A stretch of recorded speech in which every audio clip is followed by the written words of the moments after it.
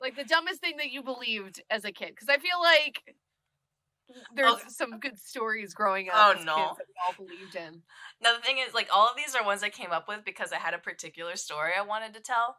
And I'm incriminating myself with this one in particular. When I was a kid, like, I'm talking,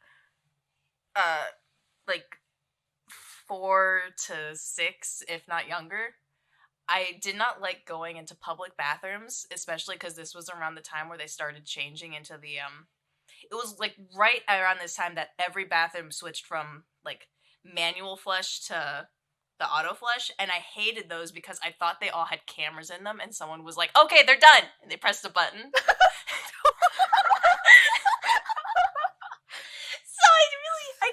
It was something that was so stupid. I don't know at what age I sat there and went, I'm fucking dumb. Oh my god. But I was just like, I don't want to go in the bathroom. There's people there that they have the cameras on the toilet to know when you're done. Imagine professional. You know that's like a federal crime now. Like, people get arrested for that shit, and you thought it was just natural. It's like, oh, maybe I was onto something, but not quite in the way I thought. Oh my god. So yeah, I was a dumb kid. Oh my god. So now that we can't possibly get any worse, does anyone have something a bit more YouTube friendly? God, what did I believe as a kid? I like had a story, and then now that the freaking toilet scene happened, I don't know if I remember it. I know something that I believed in as a kid because I was fucking stupid and naive, and young and you know full of life and not the death side. Right, exactly. On the windows and doors or like windshields or whatever, you know, like the frost. You know how frost turns into like crystallized, like looks like somewhat like it looks like a pretty picture basically. Yeah.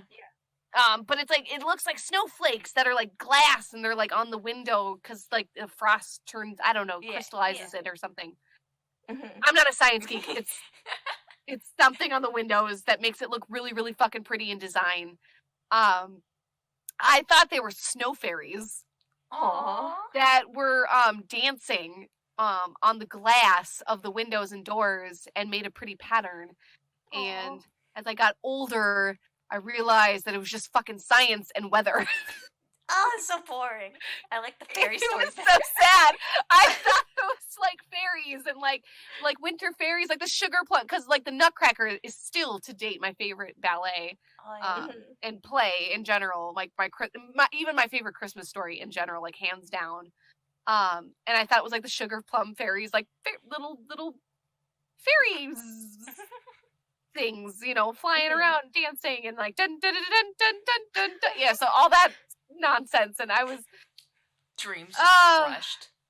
I was crushed. I was crushed by, you know, the weather and science. Science broke my heart. Science broke my heart. Hey, so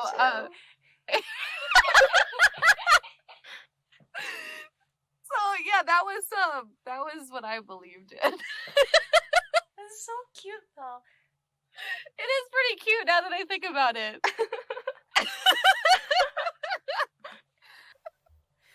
So, Choco, what do you believe in? Dude, I don't know anything after this. Just, I don't know what to say. Yeah, right? No, actually, I have a good one.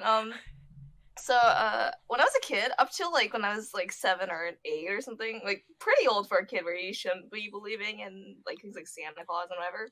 Yeah. I used to legitimately believe my stuffed animals had, like, heartbeats. Oh my god! Same! Where you're, oh my god, I'm not alone! And then you cuddle them and you're like, and then you, like, tell them goodbye when you say yeah. And you fall asleep with, like, 10 of them on each arm, and then you wake up and, like, half of them are on the floor, and you're like, I'm sorry! I can never have a baby, I'll drop it while I'm asleep! Yeah, whenever I'd hugged it really tightly, and I'd feel my own heartbeat through the stuffed animal, I'd be like, it has a heart. Frankenstein, this bitch. Or very, very thin fluff. He's alive! That's when you knew that you like it's getting old, is when the fluff doesn't become fluffy anymore, and you're like, it's so thin you can feel your own heartbeat. And just Chaco, you are so innocent for this world.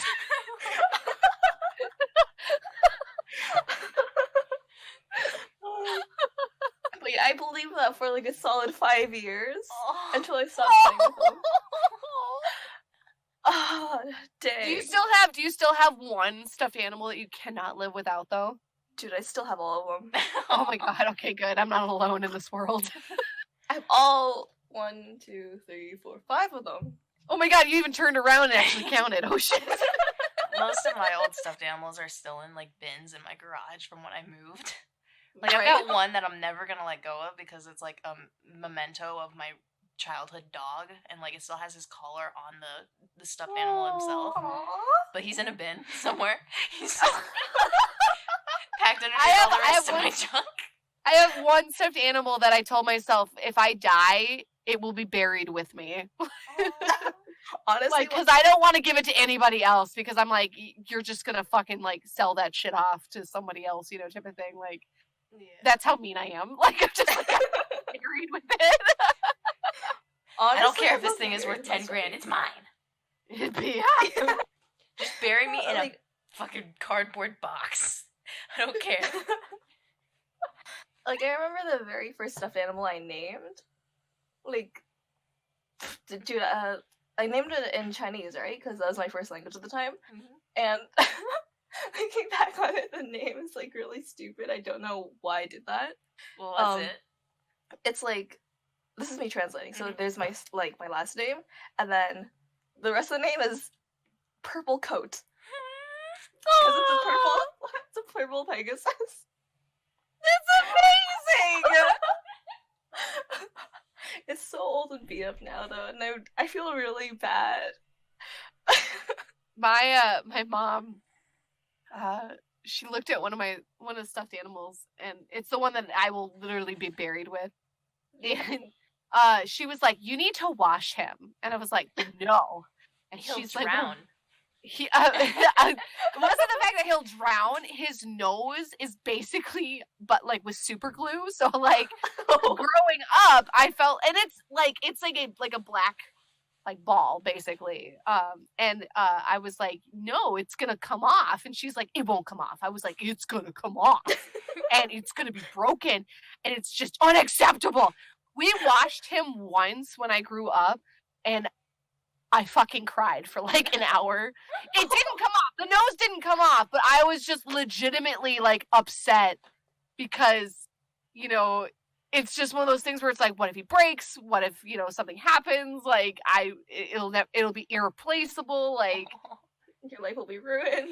yep. And so after that, I actually kept him really nice now. So like he's beautiful. He's beautiful, and again, he will be buried with me, probably in a beautiful plastic container himself. His own tiny coffin. Little Just on tiny your lap. coffin next to me. You've heard of burying family members in the same grave? No, I'm being buried with my stuffed animals. There's just Yep. there's like two tombstones, one smaller than the other. It's like, and here lies LennonDrake. She lived from this time to this time. She will be missed. And here's Stuffles.